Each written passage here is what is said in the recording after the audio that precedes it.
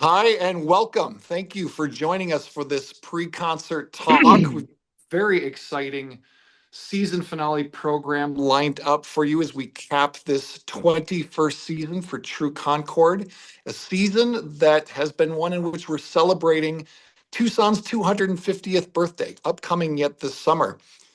And this program really is related in that it was 10 years ago this year that True Concord performed Mozart's Requiem and Paulus's Prayers and Remembrances as our Lincoln Center debut in New York. And on that very same day, we released our album, Far in the Heavens, which went on to garner a Grammy nomination for Best Choral Performance and a Grammy Award posthumously for our friend Stephen Paulus for Prayers and Remembrances. And so it seems fitting that we revisit that brought a lot of acclaim back to Tucson. We're very proud of it. And it seems like a great time to bring it back 10 years later. And I am thrilled to have with me today our co-concertmaster at True Concord, Ben Nisbet. Hey, Ben. Hey, happy to be How's it here. going? It's going great. Getting excited to put this program back together. Me too. So tell me about what you remember 10 years ago when we were in New York doing this program.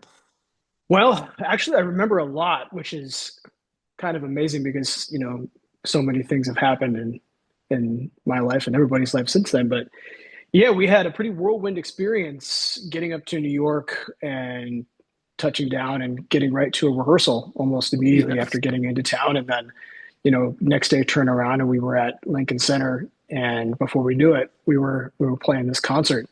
Um, Something that I think some people from the orchestra, if they're indeed watching this interview right now, and I hope they are, is that we acquired some instruments from Yes.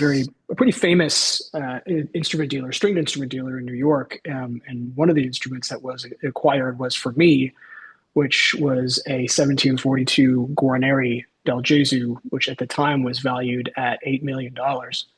I didn't know that that was the value of the instrument until I had agreed to take possession of it for the weekend for the performances, and then I had some second thoughts as to whether or not I wanted to be carrying that around for those few days. And so as soon as the concert was over, I was very excited to hand that instrument back to the person who owned it.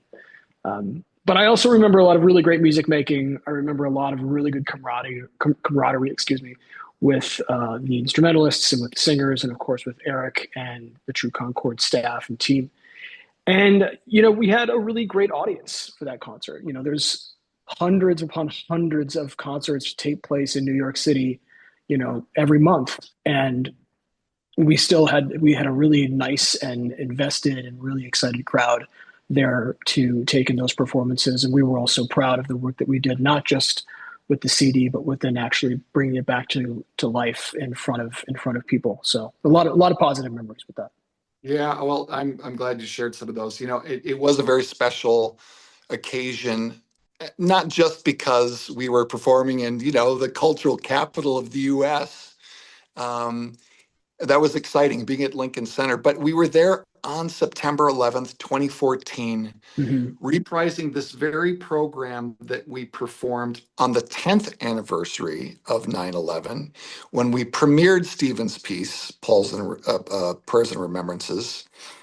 And that was in partnership with Tucson Symphony Orchestra. You might recall we were at Centennial Hall, and it was a central event as part of a series of events right here in Tucson to commemorate that tragedy. And so to bring that program to New York City, which was the epicenter of those tragedies on 9/11, was especially meaningful and powerful. And so this particular program of pairing the Requiem and the Paulus, I'm fond of it. Kate, sure, it was my idea to put these two pieces together, but they relate so well together thematically. I mean, when you think about it, you've got this classic masterpiece of Mozart, setting these traditional Requiem words, which is a mass for the dead, but it's also music of consolation and comfort for those who are left behind. And then we had Paulus's piece, prayers and remembrances, which starts out by, with the words, "They all are gone and into the light." Much like in the Requiem, we think of the departed as having eternal rest and perpetual light shining on them. And then with the pulse, it's "and here we are left behind and left to consider whatever event that has caused grief, whether it's a major national event like 9/11 or just a personal loss or grief in our own lives." And so I think it was powerful doing those two works. And I just wondered what your experience was. I mean, you've performed this program. You performed it when we did it in Centennial Hall. You performed it in New York, and now what's it like coming back to this program? And let's talk about the music. Well, and I would also add to that, it wasn't a performance per se, but the tremendous amount of time spent recording the album Yes. is really where we lived with this music, at least with the Paulus.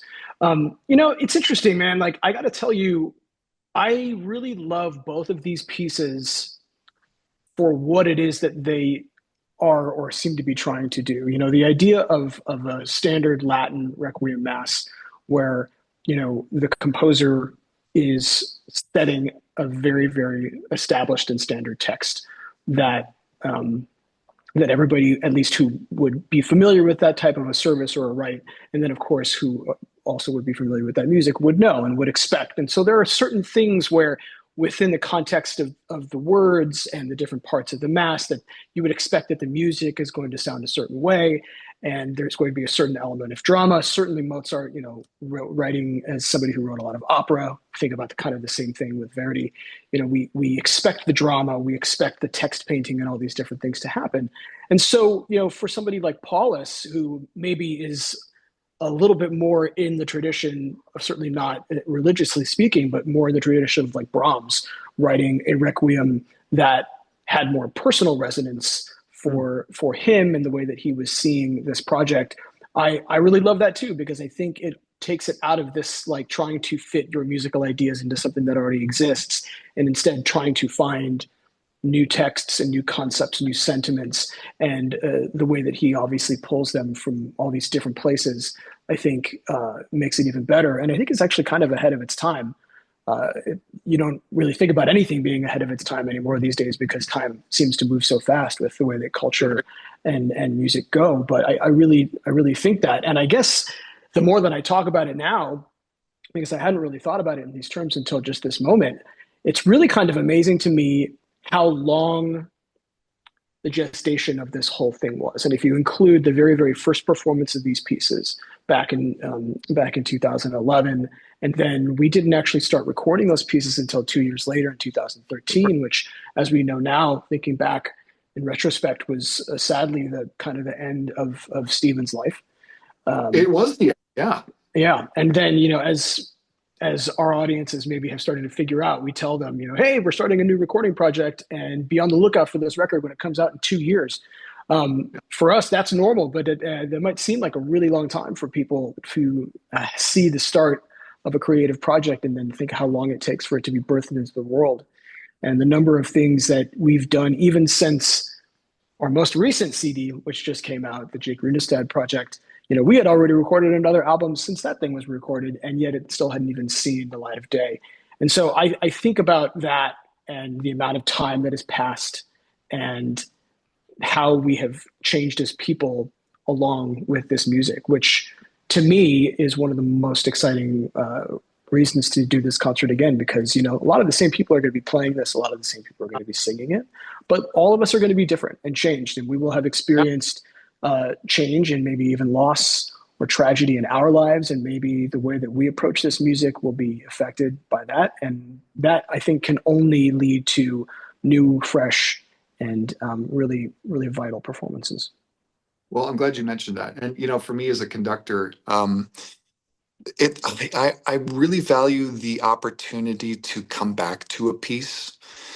This is going to be my fifth time with the Mozart Requiem, and I say that with a lot of gratitude because it's an incredible piece of music, and to be able to have the opportunity to study it and prepare it and lead it and perform it. My fifth time now. It's a real honor. But as I'm digging through this music, even just earlier today. I'm discovering new things.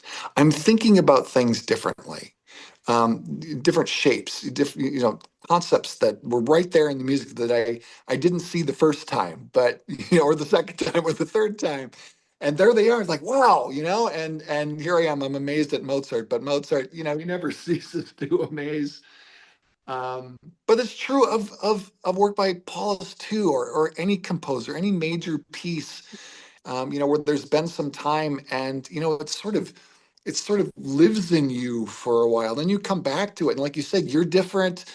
Your life is, you've gone through all kinds of life experiences, and it informs how you interpret the music this time around. And so it's very special. I'm also glad that you brought up the fact that this Paulus piece and that Paulus project was quite a timeline.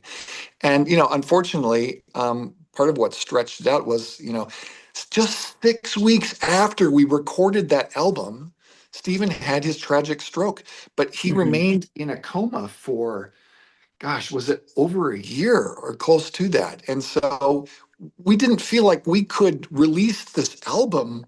Well, we didn't know what was going to happen with Stephen, because there was Right. still the possibility he was going to recover and be back with us again, and then ultimately he didn't, and he passed away. And then the time was, we needed to get this out to honor him. It was appropriate in that sense. So yeah, it was a long timeline, but it was well worth it. And you were part of every step, and I appreciate you for that.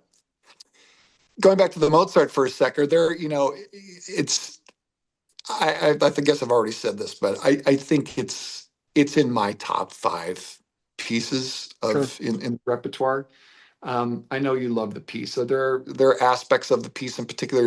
Are there any movements or sections of the piece that particularly speak to you? Well, yeah, a lot of them actually. And so I'll try to just maybe pick out a couple that will be worth telling in terms of a story here. You and I are plus or minus, a few years the same age. And so we obviously grew up watching the film Amadeus. And as a kid who was already very much into music and classical music in particular, the ways in which this particular piece was featured in that film really turned me on to thinking about how music gets broken down or can Yeah, be broken down into like small parts so you can really really understand what's going on. A lot of people will watch that and see that there's a very entertaining and interesting dynamic between composers that's happening in the scene where Mozart is near his death and he's dictating the Confutatis movement to Salieri. Didn't happen, by the way, real life. you're right, right. But this what's happening there is actually a pretty ingenious way of showing the ways in which music is put together, and it's done in a very very short amount of time. And I actually recently read an interesting story from an anecdote from the set, which was that Milos Forman, the director, I think he essentially instructed Tom Hulce, the actor who plays Amadeus, to start skipping lines of dialogue during that scene without Ephraim Abraham, the actor who plays Salieri, knowing. And the reason that he wanted him to do that was because he wanted to heighten the sense that everything was moving too fast, of Salieri's confusion, of Salieri feeling like he Oh, couldn't yeah, he couldn't keep up, which is what essentially is the whole intent of that scene. right. And I remember seeing that scene as a kid who already knew a good bit about music and thinking, wow, this is amazing. This is how music gets put together. And then to kind of know that little fact, and I swear I learned this only about a week ago, it tells you so much more about the genius of that film and the ways in which it actually teaches the audience about music, and they can kind of come to it with whatever level of expertise that they might have and still enjoy it. So all that is to say, that made a really big imprint on me and made me want to know this piece. Yeah, The second thing is, I think that this music, knowing the story behind it and the interesting the interesting ways in which Mozart was approached to write this piece, with where there was sort of somebody who was trying to essentially get him to write this music and then pass it off yeah, as his own. And I actually read a paper about this in music school in my undergrad. We love, in all kinds of music, but especially in classical music, we love the backstory. We love, you know, the intrigue and the drama and the different things that happen. And of course, we don't even care after 100 years, 200 years, if half the stories aren't even true anymore, if they're totally apocryphal or whatever. We love the stories and we love the drama, and it's what makes us remember the music. And that's Yep. why it's fun for us to kind of get behind everything and know these cool little tidbits, because honestly, this is what musicians do when they're just hanging out. We tell that story about that conductor or that composer or that person or that personality or the one time we met so and our version of this story that everybody else knows their own version of. This is how we essentially communicate with each other when we're not playing music. And so a piece like the Mozart Requiem is almost too perfect for that, because it's the lore has far outsized the actual music itself, which is amazing because the music itself is so iconic.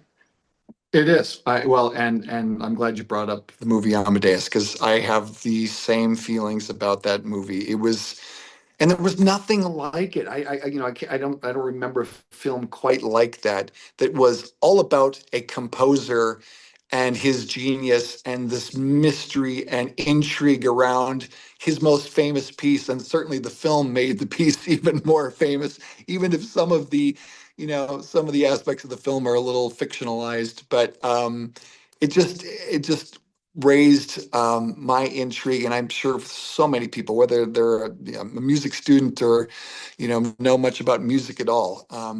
But why would we be intrigued other than the fact that this composer is one of the greatest that ever lived? I think that's pretty well accepted, and this piece is certainly one of the greatest pieces ever written. Well, and the craft of it, and also knowing what's behind the version of it that we'll play, which is the completion by Süssmayr, which is the one that's mostly played by most people. It's even, you can find a lot even by looking into that part of it. And the craft of this piece is pretty amazing. And yet, as you get later into the piece, into the music that was essentially written by Süssmayr, although he's largely kind of drawing on material that Mozart had already kind of put into the piece, even that in and of itself is just a fascinating exercise in research and study. And I find myself, this is kind of funny, and I hope this comes out the right way. It certainly isn't to be meant to be negative in any way at all. But like, I was actually practicing today one of the later movements, and I just was practicing this one violin part that was just kind of unusually annoying to play because it's like kind of tricky. And I'm just thinking to myself, like, there's no way Mozart would have written this. Like, he would have known better. Because if he was a string player, right? Like, he could have played all these instruments, but like in particular, I think he probably would not have written that. And if this guy, I don't know if Süssmayr was a student so much as he was like an assistant, Yeah. but you probably know that more than I do. But I kind of feel like if Süssmayr had written that part into his own music and then turned it in as an assignment, Mozart would have said, like, every violin player is going to hate you for writing that. Why would you do that? All that is to say, it's actually really great music if you don't have to play it. It sounds really cool, and so please don't let me dissuade anybody about the quality of what's going on there. But it's, every once in a while when you're going through the music and you think about things like that, and that's one of the things that makes this piece really cool. So is it a hard piece to play? I think all of Mozart's music is hard to play, and the reason is that it requires a certain purity of intonation and articulation that all music requires. But when you were playing this music with singers, which we are, and so I often, when I'm playing in this particular orchestra, if I'm playing first violin, which I often do as a concertmaster, I'm always really listening to the sopranos. Sometimes though I'm playing second violin, and so now I'm really listening to the altos. And so the simultaneous listening process of making sure that you are often playing like a singer, which you kind of always should, but even more so in this case, because you're literally doubling the lines that a lot of times that those people are singing. You have to think and phrase and articulate like a singer while still playing like an instrumentalist.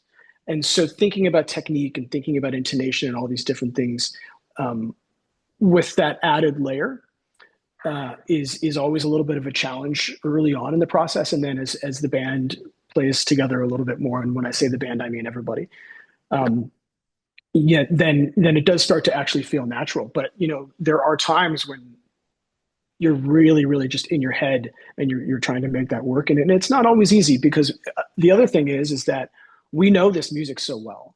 We know how Yes. it should go. And it's impossible not to think also that the audience knows this music really well and that they know how they think it should go. And so there's that little extra level of like, oh man, this just has to be right. And yet Yeah. here we are, we're trying to make our own version of it, right? We're trying to put our own stamp on it in some way. You've got your interpretations, the ways that these singers are singing it is not going to be the same as John Elliott Gardner's recording or whatever. So that's, I think, what's most difficult about it. Fortunately, I think it's probably harder to sing, if I had to guess. At least certain parts of it that we all know that probably all turn up on your average choral audition. Um, but that is to say, good music is always worth the difficulty.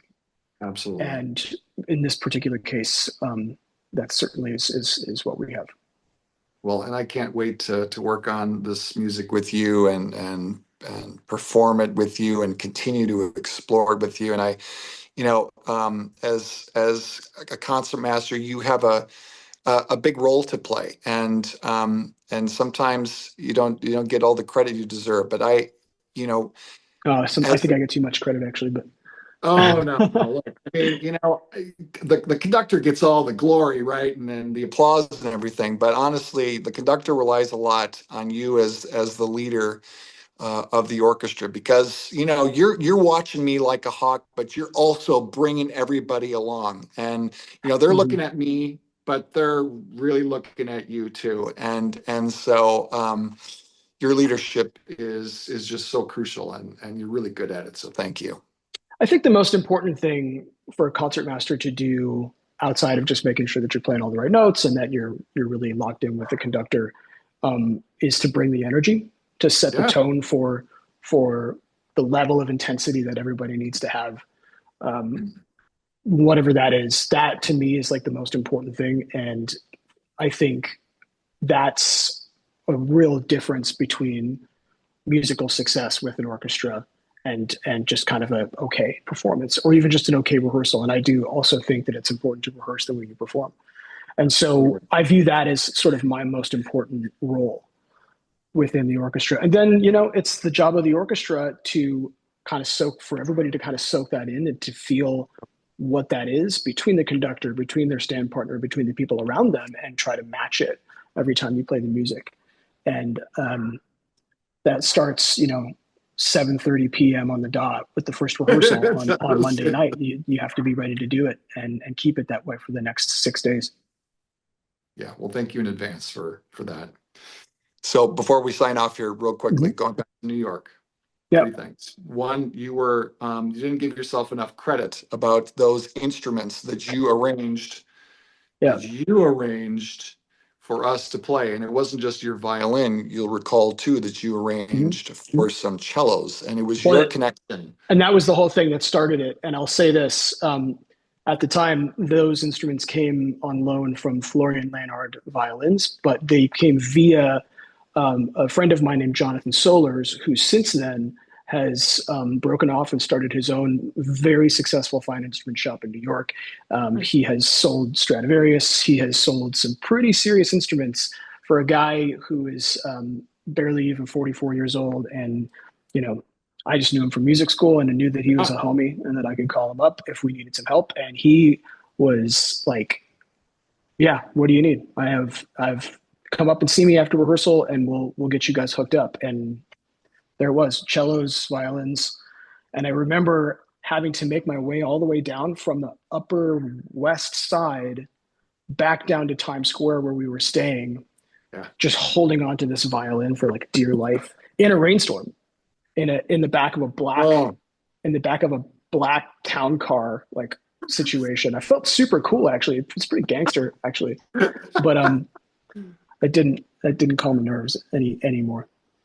no, that's a really good memory. All right, Ben. Well, looking forward to this project with you. Can't Yeah, wait man, to for sure. be on stage with you and revisit this music. And we'll see you real soon. Same. Okay, take care. Yep. So please do join us for this season finale program, March 28th, 29th, and 30th for Mozart's Requiem and Stephen Paul's Prayers and Remembrances. It's going to be a great capstone to our season. It's also going to be an exciting weekend in that we are rolling out our brand new season, our 25-26 season. Yes, it's that time of the year again. We've got a really great season planned for you, and I just wanted to give you a little sneak peek. As we mentioned earlier, we've been celebrating the upcoming 250th anniversary of Toussaint's birth and founding. And we've got another big anniversary coming up around the corner, and that is the 250th anniversary of the Declaration of Independence. This is a wonderful opportunity to explore the incredible diversity of music and traditions that has made this country so great and rich. We're calling this season the American Dream, celebrating America's 250th by chronicling the American journey through song, the American Dream. I'm thinking about the preamble to the Declaration of Independence from 1776. We hold these truths to be self-evident, that all men are created equal. It is a dream that we all continue to pursue in making our union a more perfect union. And what better way to explore the journey we've been on and the road ahead than through music? And so we have a wonderful offering for this upcoming season that starts right off the bat with a program we're calling Voices of Immigrants. We will be performing in October folk songs from the Irish, the English, the Scandinavian, Jewish, Mexican, and Cuban traditions, and so much more. All these wonderful folk songs that create this mosaic or this tapestry that we call America and our rich tradition of music. And so it's going to be a potpourri, if you will, celebrating that wonderful diversity of music in that first opening program, Voices of Immigrants. The next program in November sort of piggybacks on that. It's called Give Me Your Tired. It features three particular works. The first is Caroline Shaw's To the Hands, and then we have Morten Lauridsen's Lux Aeterna, a work that we will revisit. And then we have the winning composition from the Stephen Paulus Emerging Composers Competition. The Caroline Shaw piece is a fascinating piece. Caroline Shaw herself is fascinating. She is among the most performed living composers in the whole world. And I wouldn't be surprised if many of you watching thought there when I said that, well, wait a minute, who is Caroline Shaw?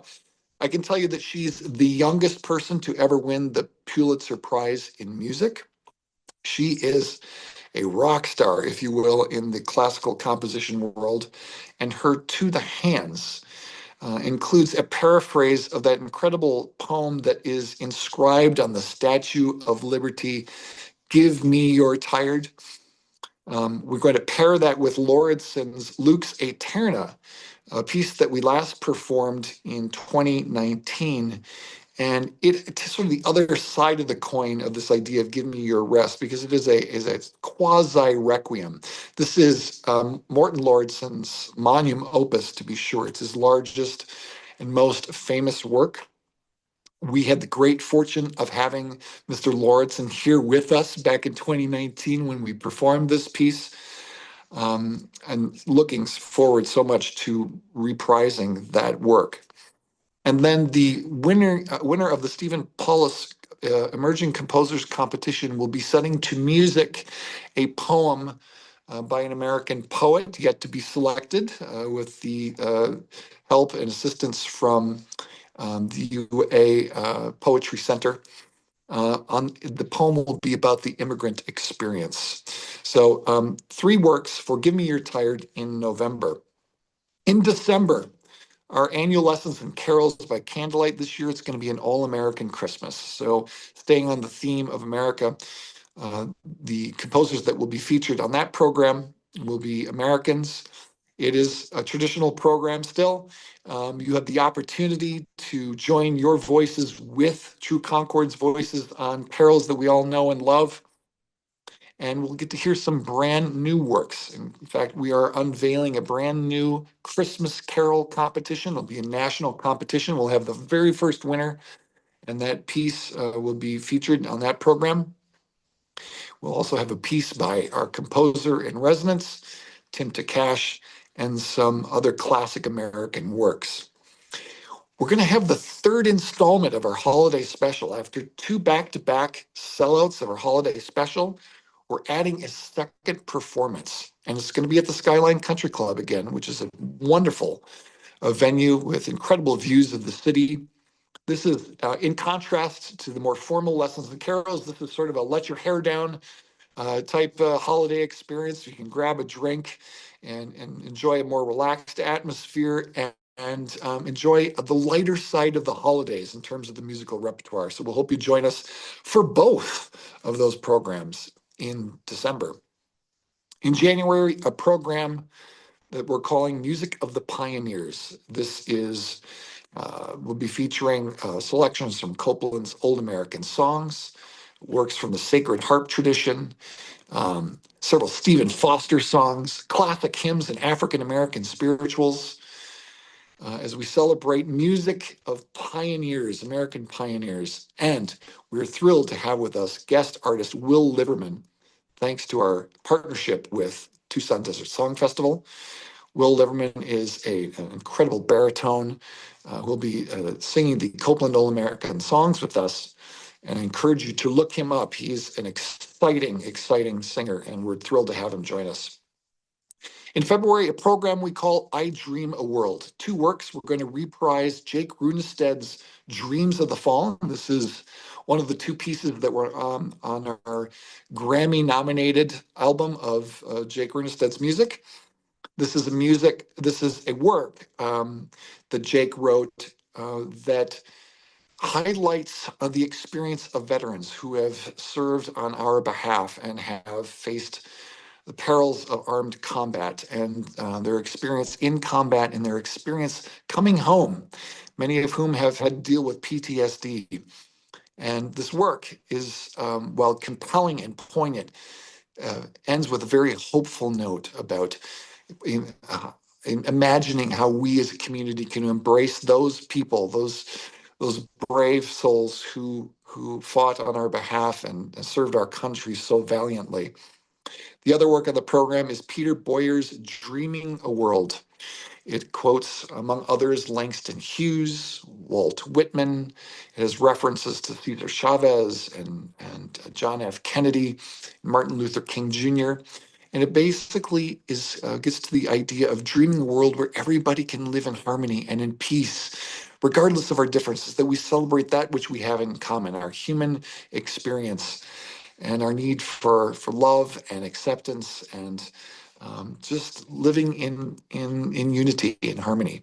So two works for I Dream a World in February. We cap the season with an iconic American work, West Side Story, Bernstein's incredible musical that's been so popular for all these many decades. We'll perform several highlights and favorites from that iconic work, plus some choral arrangements of hits from the Great American Songbook. It's going to be a fun and just enjoyable way to cap off this incredible season. I should mention too that Will Liverman will be performing a solo recital. We are honored to be able to have Will offer a solo performance. Again, thanks to our partnership with Tucson Desert Song Festival.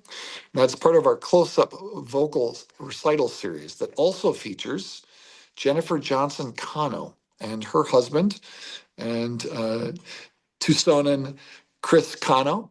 We're delighted to have them here perform on the series and to premiere a new song cycle by American Gregory Spears. Again, that is a commission thanks to the Tucson Desert Song Festival, and we're thrilled to make that world premiere with Jennifer and Chris on stage at Holsclaw Hall.